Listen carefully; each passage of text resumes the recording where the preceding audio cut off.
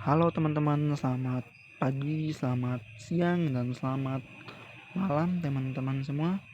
Selamat datang kembali di Inspirasi Belajar, ruang diskusi kita untuk mengupas masalah pendidikan yang paling dekat dengan hati kita. Kembali lagi dengan aku Jul, dan hari ini kita harus berani membahas isu yang membuat kita semua prihatin, yaitu darurat bullying dan kesehatan mental di sekolah.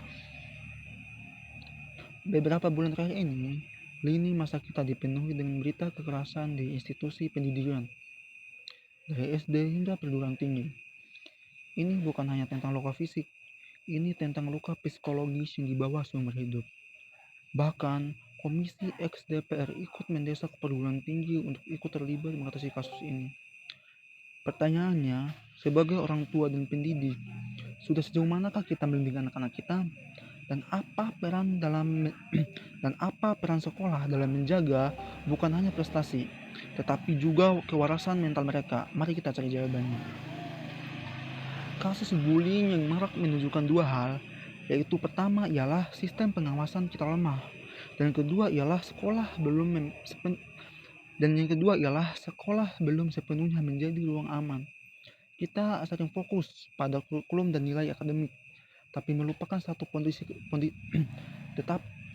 kita melupakan satu kondisi krusial, yaitu kesehatan mental. Dan apa sih yang membuat bullying ini sulit dihentikan? Yang pertama ialah budaya nerimo atau menerima. Banyak kasus diselesaikan secara kekeluargaan atau ditutup-tutupi oleh sekolah karena takut nama baik tercemar. Ini mengirim pesan bahwa pelaku tidak akan mendapat hukuman serius. Yang kedua ialah keterbatasan guru BK. Guru bimbingan konseling atau BK seringkali hanya bertugas mengurus administrasi atau siswa yang bermasalah, bukan melakukan pencegahan atau edukasi kesehatan mental secara proaktif. Idealnya, guru BK harus menjadi garda terdepan, bukan polisi sekolah. Yang ketiga, ada tekanan akademik.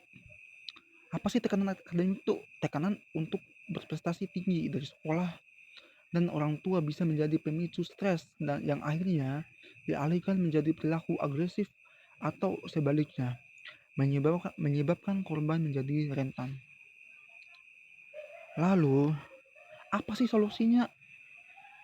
Sekolah perlu mengimplementasikan program anti-bullying yang melibatkan pakar psikologis, bukan sekedar tempelan.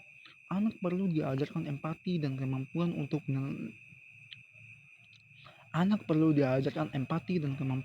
mengenali serta mengelola emosi mereka sendiri. Penting untuk meniru langkah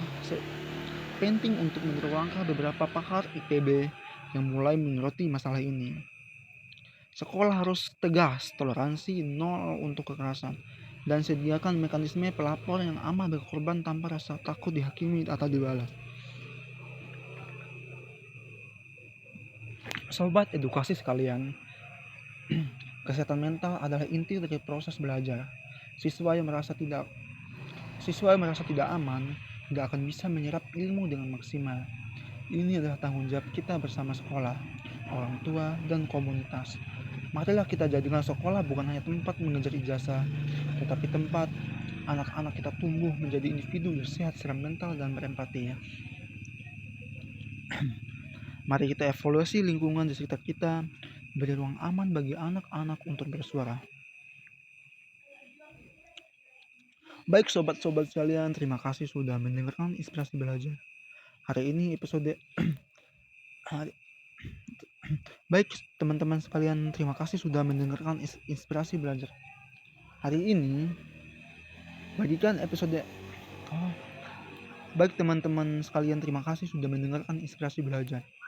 Hari ini, bagian episode ini jika Anda merasa ini penting. Sampai jumpa di episode berikutnya. Bye.